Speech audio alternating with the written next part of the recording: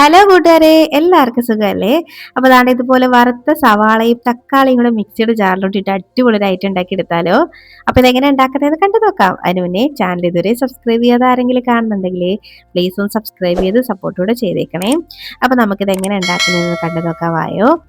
ഇത് ഉണ്ടാക്കാൻ വേണ്ടി ഞാനൊരു പാൻ ഒന്ന് എടുത്ത് അടുപ്പത്തേക്ക് വെച്ചിട്ടുണ്ട്. അതിലേക്ക് കുറച്ച് വെളിച്ചെണ്ണ ചേർത്ത് കൊടുക്കാം.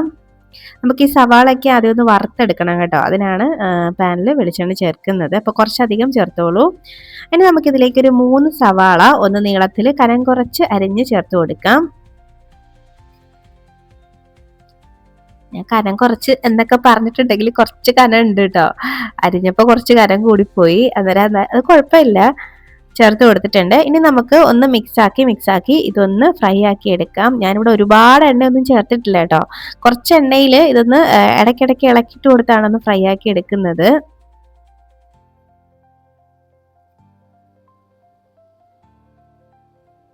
ഇതുപോലെ ഒന്ന് ഇടയ്ക്കിടയ്ക്ക് ഒന്ന് ഇളക്കിയിട്ട് കൊടുത്തൊന്ന് ഫ്രൈ ആക്കി എടുത്താൽ മതി. എണ്ണ വേണമെങ്കിൽ കുറച്ചും കൂടി നിങ്ങൾക്ക് ചേർക്കാം കേട്ടോ. ഞാനിവിടെ കുറച്ച് ചേർക്കുന്നുള്ളൂ. അപ്പോൾ ദാണ്ടെ ഒന്ന് ഫ്രൈ ആക്കി എടുത്തിട്ടുണ്ട് കണ്ടോ. ഇതുപോലെ ഒന്ന് ഫ്രൈ ആക്കി എടുത്താൽ മതി. ഇനിയും കളർ മാറാൻ നിൽക്കണ്ട കേട്ടോ. അപ്പോൾ ഇതുപോലെ ഒന്ന് ഫ്രൈ ആക്കി എടുത്തിട്ട് നമുക്കിനി ഈ പാനിൽ നിന്ന് ഇതങ്ങോട്ട് മാറ്റി വെക്കാം.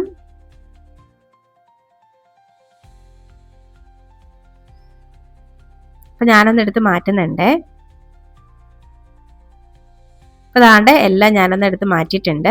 അപ്പോൾ ഈ എണ്ണ കളയണ്ട കേട്ടോ, നമുക്ക് ആവശ്യമുണ്ട്. ഇനി ഒരു ചട്ടി ഒന്ന് എടുത്ത് വെച്ചിട്ട് ഇതിലേക്ക് 1 കിലോളം ചിക്കൻ നല്ല കഴുകി വൃത്തിയാക്കി ചേർത്ത് കൊടുക്കുന്നുണ്ട് കേട്ടോ. അപ്പം നിങ്ങൾ ഏത് പാത്രത്തിലാണ് ഇത് ഉണ്ടാക്കാൻ ഉദ്ദേശിക്കുന്നത് അതിലോട്ട് തന്നെ കഴുകി ഇട്ടോളൂ. ചട്ടിയിൽ ഉണ്ടാക്കുമ്പോൾ നല്ലൊരു ടേസ്റ്റാണ് കേട്ടോ. അതുകൊണ്ടാണ് ഞാൻ ചട്ടി എടുത്തത്. ഇനി ഇതിലേക്ക് നമുക്ക് ആ വറുത്ത സവാള ഉണ്ടല്ലോ, അതിൽ കുറച്ചൊരു 1/4 ഭാഗം എടുക്കാം. ബാക്കി നമുക്ക് ആവശ്യമുണ്ട്. അപ്പം എല്ലാം ചേർക്കേണ്ട, ഒരു 1/4 ഭാഗത്തോളം എടുത്ത് അതിലേക്ക് ഇട്ട് കൊടുക്കാം. ഇനി ഇതിലേക്ക് ഞാൻ കുറച്ച് മാറ്റിയും വെക്കുന്നുണ്ട്. ഇത്രയും മാറ്റി വെച്ചിട്ടുണ്ട് കണ്ടോ. ഇനി ഇതിലേക്ക് നമുക്ക് ചേർക്കേണ്ടത് യോഗട്ട് ആണ് കേട്ടോ ഞാൻ ചേർത്ത് കൊടുക്കുന്നത്. അപ്പം പുളി ഇല്ലാത്ത തൈര് വേണമെങ്കിലും ചേർത്ത് കൊടുക്കാം. ഞാനിവിടെ യോഗട്ട് ഉള്ളത് കൊണ്ട് ഒരു 2 വലിയ ടേബിൾ സ്പൂണോളം ചേർത്ത് കൊടുക്കുന്നുണ്ട്. അപ്പോൾ ഒരുപാട് പുളിയുള്ള തൈരൊന്നും ചേർത്ത് കൊടുക്കണ്ട കേട്ടോ. പുളി ഇല്ലാത്ത നോക്കി ചേർത്താൽ മതി. ഇനി ഇതിലേക്കൊരു 1/4 ടീസ്പൂണോളം മഞ്ഞൾപ്പൊടി, 1.5 ടേബിൾ സ്പൂണോളം മല്ലിപ്പൊടി ചേർത്ത് കൊടുക്കാം. ഇനി ഇതിലേക്ക് ഒരു 2 ടേബിൾ സ്പൂണോളം മുളക് പൊടി ഉണ്ടല്ലോ, കാശ്മീരിയാണ് കേട്ടോ എടുത്തേക്കുന്നത്, അതും കൂടി ഇട്ട് കൊടുക്കാം. ഇനി ഒരു ടീസ്പൂണൊക്കെ കുരുമുളക് പൊടി ചേർത്ത് കൊടുക്കുന്നുണ്ട്. അപ്പം നിങ്ങളുടെ ആ ഒരു എരിവിനനുസരിച്ച് കുരുമുളക് പൊടിയുടെ അളവൊക്കെ കൂട്ടാൻ കേട്ടോ. ഇനി ആവശ്യത്തിനുള്ള ഉപ്പും കൂടെ ചേർത്ത് കൊടുക്കാം. ഇനി നമുക്കിത് കൈ വെച്ച് നല്ല പോലെ ഒന്ന് പുരട്ടിയെടുക്കണം. കൈ വെച്ച് തന്നെ നന്നായിട്ട് ഒന്നങ്ങ് മിക്സാക്കി കൊടുക്കാം. വെള്ളം ഒന്നും ചേർക്കണ്ട കേട്ടോ. ഇതുപോലെ കൈവച്ച് നന്നായിട്ട് മിക്സ് ആക്കി എടുക്കാം. അപ്പൊ വേണമെങ്കിൽ ഇതുപോലെ ഒന്ന് മിക്സ് ആക്കിയിട്ട് ഒരു 10-15 മിനിറ്റ് ഒന്ന് റെസ്റ്റ് ആക്കാൻ വെക്കാം. ഞാനിപ്പോൾ റെസ്റ്റ് ആക്കാൻ ഒന്നും വെക്കുന്നില്ല, നേരെ ഇതങ്ങ് അടുപ്പത്തേക്ക് മാറ്റിയാണ്. അപ്പൊ അതിന് മുന്നേ നമ്മുടെ ആ എണ്ണ ഉണ്ടല്ലോ, നമ്മൾ ഫ്രൈ ആക്കിയ എണ്ണ, ആ എണ്ണയും കൂടെ ഇതിലേക്ക് ചേർത്ത് കൊടുക്കാം. എന്നിട്ട് നന്നായിട്ട് ഒന്നും കൂടെ അങ്ങ് മിക്സ് ആക്കി കൊടുക്കാം.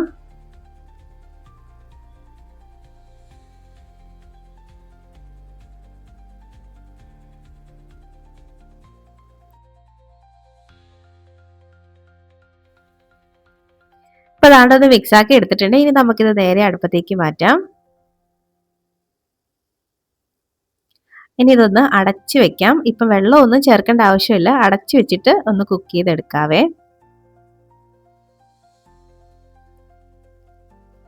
അപ്പോൾ ഇത് വെന്ത് വരുന്ന സമയം കൊണ്ട് ഒരു മിക്സിയുടെ ജാറൊന്ന് എടുത്തിട്ട് നമ്മൾ നേരത്തെ മാറ്റി വെച്ച ആ ഒരു സവാള ഉണ്ടല്ലോ, അത് ഇതിലേക്ക് ഇട്ട് കൊടുക്കാം. ഇനി നല്ല പഴുത്ത ഒരു തക്കാളി എടുക്കുന്നുണ്ട്, അത് ഒന്ന് അരിഞ്ഞ് ചേർത്ത് കൊടുക്കുന്നുണ്ട് ഇതിലേക്ക്. അത്യാവശ്യം വലുതായിട്ട് അരിഞ്ഞ് ചേർത്താൽ മതി.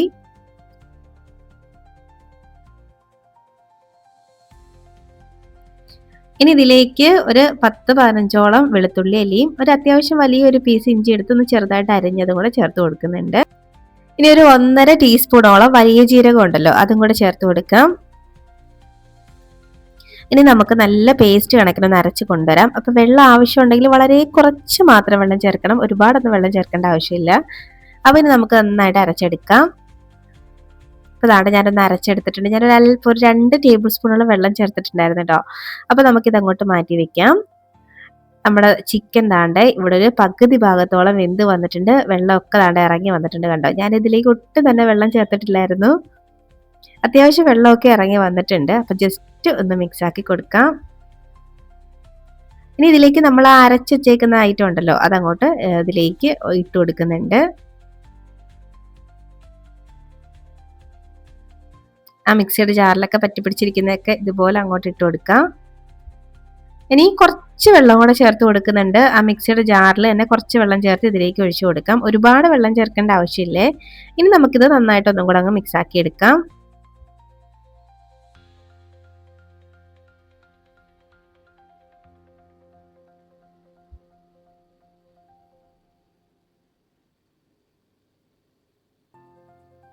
അപ്പോൾ അതാണ്ട് ഞാനൊന്ന് മിക്സാക്കി എടുത്തിട്ടുണ്ട്. അപ്പോൾ ഇനി ഇതിലേക്ക് ഈ സമയം ഉപ്പൊക്കെ വേണമെങ്കിൽ ഒന്ന് ചെക്ക് ചെയ്തിട്ട് ഉപ്പൊക്കെ ചേർത്ത് കൊടുക്കാം കേട്ടോ. ഇനി ഞാൻ ഇതിലേക്ക് കുറച്ച് മല്ലിയില ചേർക്കുന്നുണ്ട്. അതുപോലെ 1 ടേബിൾ സ്പൂണോളം ഗരം മസാല ഉണ്ടല്ലോ, അത് ചേർത്ത് കൊടുക്കുന്നുണ്ട്. ഇത് ഞാൻ വീട്ടിൽ തന്നെ പ്രിപ്പയർ ചെയ്ത ഗരം മസാലയാണ്, അതങ്ങോട്ട് ഇട്ട് കൊടുക്കുന്നുണ്ട്. ഒന്നും കൂടെ മിക്സാക്കി കൊടുക്കാം.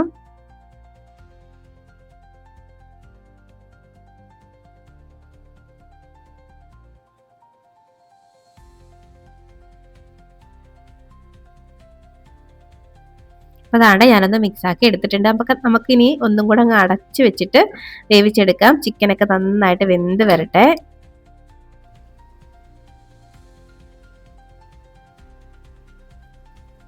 ഇപ്പോൾ ദാണ്ട ഒരു 10-15 മിനിറ്റോളം ആവുന്നുണ്ട്. നമ്മുടെ ചിക്കൻ കറിയൊക്കെ നന്നായിട്ട് വെന്ത് എണ്ണയൊക്കെ തെളിഞ്ഞ് വന്നിട്ടുണ്ട്. നല്ല ക്രീമി ആയിട്ടുള്ള നല്ല ടേസ്റ്റി ആയിട്ടുള്ള ഒരു ചിക്കൻ കറിയാണ്. സംഭവം ഇവിടെ റെഡി ആയിട്ട് വന്നിട്ടുണ്ട്. അപ്പോൾ ഇത്രേ ഉള്ള പരിപാടി. ഇനി നമുക്ക് ഫ്ലെയിം ഓഫ് ആക്കാം. ഇനി കുറച്ചൊന്ന് തണുത്തതിന് ശേഷം നമുക്ക് എടുക്കാം കേട്ടോ. ചോറിൻ്റെ കൂടെയോ ചപ്പാത്തിൻ്റെ കൂടെയോ അപ്പത്തിൻ്റെ കൂടെയോ എന്തിൻ്റെ കൂടെ വേണമെങ്കിലും കഴിക്കാം. നെയ്ച്ചോറിൻ്റെ കൂടെ ഒക്കെ അടിപൊളിയാണ് കേട്ടോ. നല്ല ടേസ്റ്റി ആയിട്ടുള്ള ചിക്കൻ കറിയാണ്. അപ്പോൾ എന്തായാലും ട്രൈ ആക്കി നോക്കണം കേട്ടോ. ഇതാണ്ടേ നമ്മുടെ ടേസ്റ്റി ആയിട്ടുള്ള ചിക്കൻ കറി ഇവിടെ സെറ്റായിട്ട് വന്നിട്ടുണ്ട്. അപ്പോൾ ട്രൈ ആക്കി നോക്കിയിട്ട് നിങ്ങളുടെ അഭിപ്രായം പറയാൻ മറക്കരുത്. വീഡിയോ ഇഷ്ടമാവുകയാണെങ്കിൽ ലൈക്ക് ചെയ്യാനും മറക്കരുത് കേട്ടോ. അപ്പോൾ നമുക്ക് ഇനി ഒരു റെസിപ്പിയുമായിട്ട് വീണ്ടും കാണാടോ. അതുവരേക്കും ബൈ. Thanks for watching.